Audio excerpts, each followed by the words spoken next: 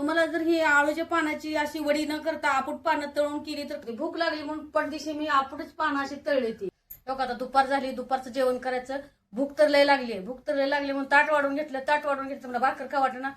वाटलं काहीतरी असं चमचमीत खावं तर म्हणलं आता काहीतरी करावं. तर मालक बाहेरून आलं, त्यांनी आणली आळूची पानं. म्हणलं आता बरंच झालं, म्हणलं भाकर तर का वाटना, आळूची वडीच करून खावी. मिरच्या टाकते, लसूण टाकते, जिरी टाकते, ओवा टाकते आणि सुनबाईला म्हणते पटदिशीला एक गरका मारून दे. बारकी वाटी बेसन टाकून घेते, पटदिशात हळद टाकते, थोडस मीठ टाकते, थोडस लिंबू पिळून घेते. सुनबाईनं ही मिक्सर मधनं भरडून आणलंय.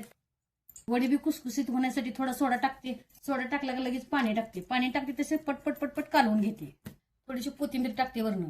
ताजी आळूची पानाची पाणी वरती पटपट ह्याला धुवून घेते. हे बघा, ही गावाकडची देशी पानं, चरचरत नाही ते ना काय नाही, ते खायला पण छान लागते. ती पाठीमागचं देठ काढलं, ही वडी करायची, ह्याचा रोल करायचा. त्यापेक्षा मी आता ह्यात बुडवते आणि हे असंच पान तळते.